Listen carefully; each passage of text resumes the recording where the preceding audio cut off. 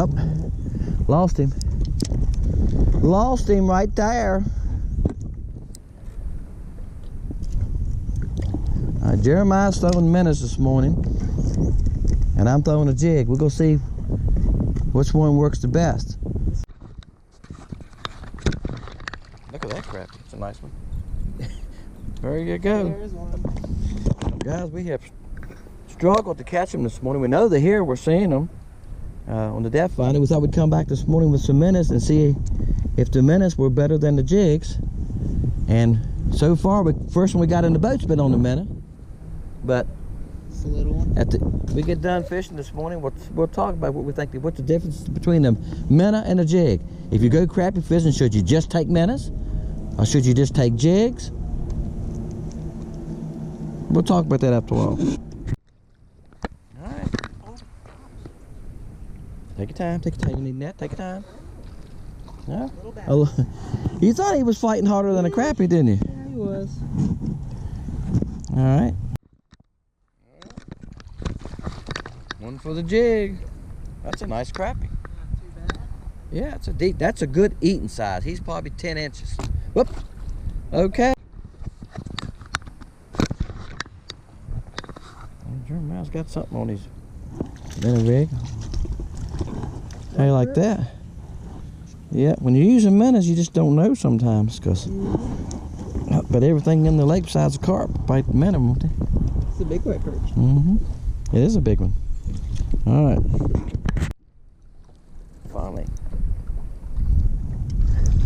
Finally.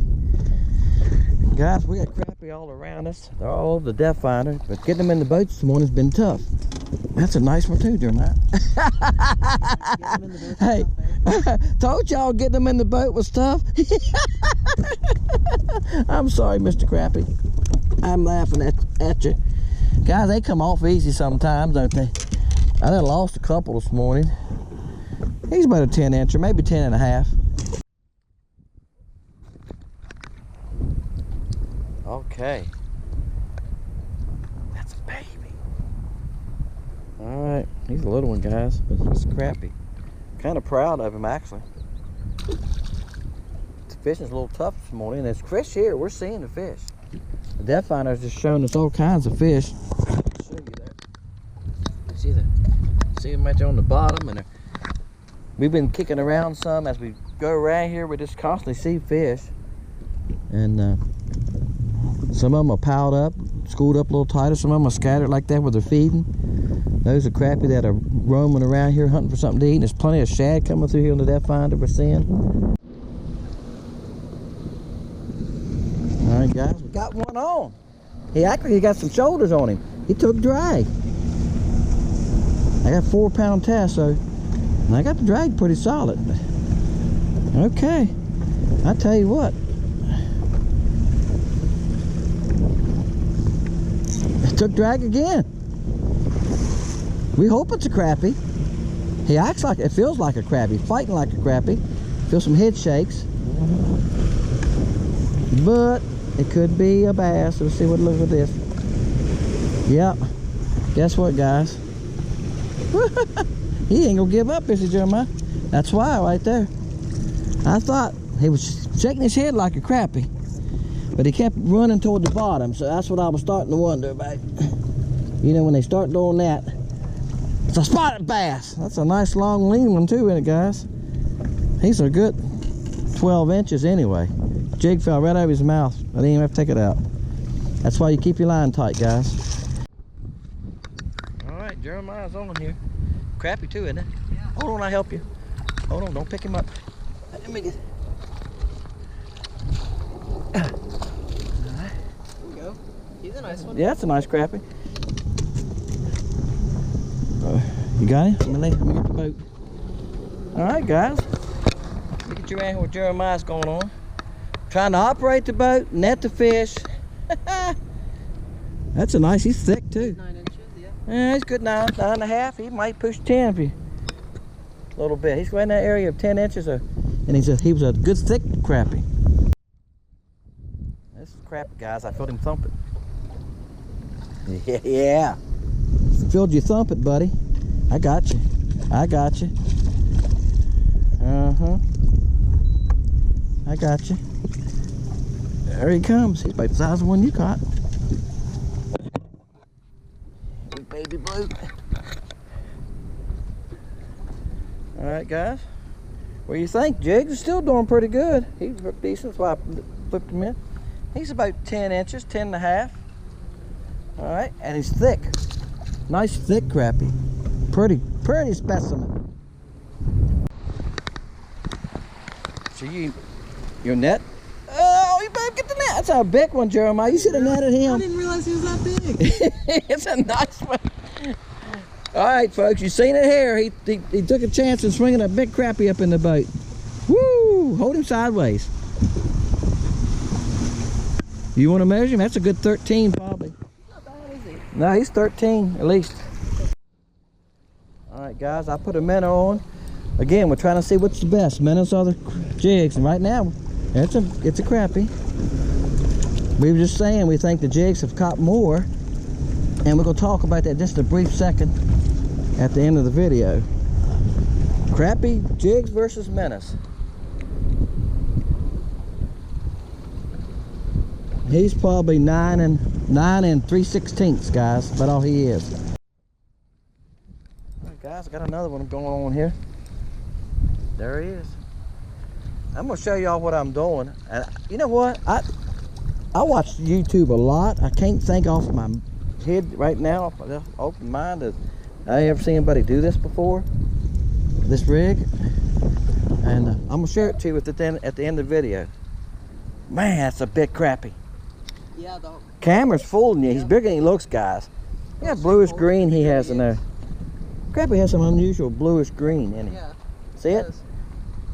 I don't know if y'all can see it on the camera. It's got some bluish green on him. I mean, they always have a pretty color, but it's more than usual. Yeah, unusual color. Oh, live action. Turtle man. All right, guys, we've been struggling all morning, and believe it or not, it's getting late. We just said it was 9:30.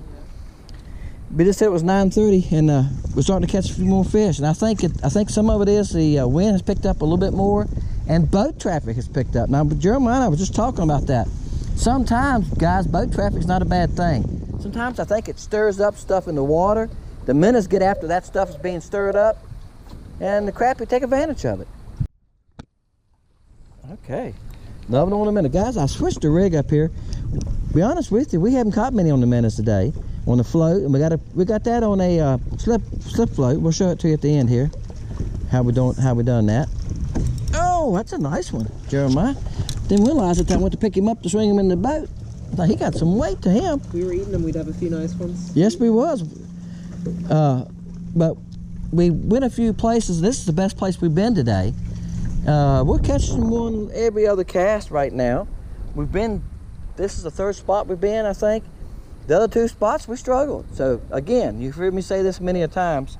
Don't be afraid to move to another spot if you're not catching fish. And if you can see them on your depth finder, don't be afraid to move. We've seen nothing here on the depth finder, but I know they're here. I've caught them here before. Okay, again, I went back to a place. I was just here. Let's see, a long time ago. Yesterday, I was here. That's a nice little old crappie. That's a good eating size crappie. He's probably pushing 11. Okay, folks. Let me show you what we was doing today. We was using live minnows. Now, on my channel, y'all have only seen that one other time when I caught my own minnows. Go check that one out. And we tried to catch a few minnows this morning. The water's in the 80s, like 84 degrees right here, and it's way too hot. We couldn't even find it. That one went deep also, so we went and bought a few minnows. So what we basically done today was minnows versus jigs. And before I show you this rig, I'm going to tell you the way we rigged the minnows. Jeremiah and I was just talking about it a few minutes ago. The difference between minnows and jigs. I would say they both caught about the same amount of fish today. In fact, I fished minnows some when I think I could have caught those fish with the jig if I really wanted to. It seemed like the jig caught some bigger fish also. But guys, I think when it comes down to it, it's how you prefer to fish. I think there's going to be times that the minnows will go outperform the jigs.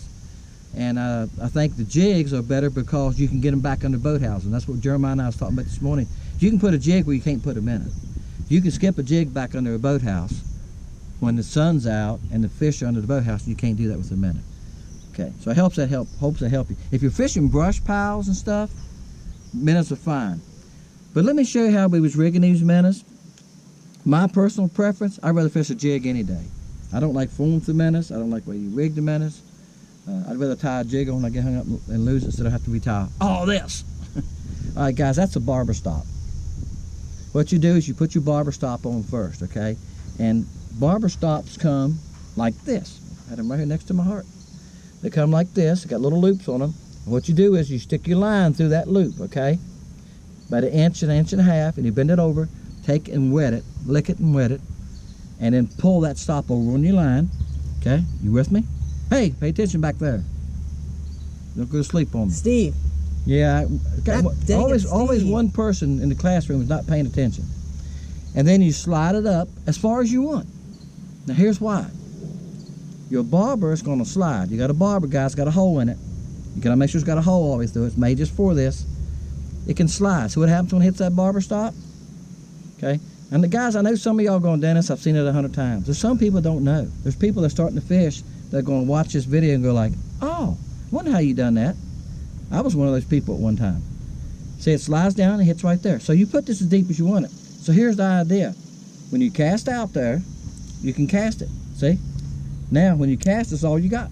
You can reel that baby right up to the end of your rod. You with me? Your minnows hanging here. You put a little weight on it. Here's why. When you cast it out, bam, the weight falls till it hits the barber stop. Okay? Can you see that? When the barber stop hits? So now it makes sense, doesn't it? Wherever you put this barber stop, if you put it 8 feet up your line, your bait's going to be 8 feet deep. If the crappie are 4 feet, you put this barber stop 4 feet up your line. All right, hope that helps you. I know there's somebody out there that's going to go like, wow, that helps. Not everybody. I know. Some of us already know about stuff like that. But it's always one or two of us guys that are still learning. The other way we done it was I drop shot it. Now guys, I just broke it off the last place we stopped. You know how to drop shot. And the only thing the drop shot was is I tied a hook on my line with a loop knot. I ran it through the eye of the hook, doubled my line about 2 feet, 3 feet. You know, you take it, wrap it around your finger a couple times, pull through it, make a loop knot. You look up a loop knot on the YouTube. Everybody shows you how to do it. Richard Jean's got it, a loop knot video. But leave after you tie the loop knot, leave 2 or 3 foot of loose line. Put your weight on the bottom of it. So your weight's down here. Your hook's up here. And hook your minnow on it. And you just pitch it out there. Your weight goes to the bottom. Your minnow's sitting up here. That way your minnow's not on the bottom. Crappie don't feed off the bottom, guys. Very, very seldom. But I drop shotted the minnow. And we caught some doing that. You'll see it in the video that the weight's on the bottom. It was more consistent. Yeah, and Jeremiah just said, he said that he thinks that the drop shot worked better than the float. You could get it where you wanted to. And the advantage of the drop shot is, guys, you can put a heavier weight on it. You can put an ounce if you want on it, but I was running a 1/16. You could put a 1/8 ounce on it or 1/4. So when you pitch it out there, bam, she's on the bottom, weight's on the bottom. Just think about that, man. If your weight's on the bottom, your hook's up here. Kind of like a lot of people do for catfish and stuff. You know, they tie the hook on the line and put the weight on the bottom. That's what I've done. You never thought about that? I see a lot of people always put the hook on the bottom and the split shot on the line. That's fine. I've done that before too. But try that sometimes. Reverse it. Put the weight on the bottom. Put the hook on your line about 2 foot above your weight. That's what I was doing, guys. You'll see that in the video. The other fish we caught on jigs, guys, was using little Bobby Garland jigs like this. I had different colors. Chartreuse I used, I think. Chartreuse ice. We call ice out. That's the kind of things we was using. Just multiple color jigs on a 1/32 ounce head. So we had to fish a lot of different spots, guys. We still had to look from the water's running. It's 85 back in here. On the main channel, it was running between 80 and 82. So it's in July, which is really a tough time to catch crappie anyway. That's why we thought we would do this video on minnows versus jigs. And like I said, we gave you our 2 cents. We think that over and out the jigs probably won because we could put a jig where we couldn't put a minnow. And so, hope you enjoyed this video, guys. Keep up with Fishing Lake Country. Hit that subscribe button, guys, and that bell when it shows up. So when we put a new video on, it'll be right on the front of your computer, guys, from your home page, and you can find us and keep up with us. My name is Dennis, and we'll see you next time on Fishing Lake Country.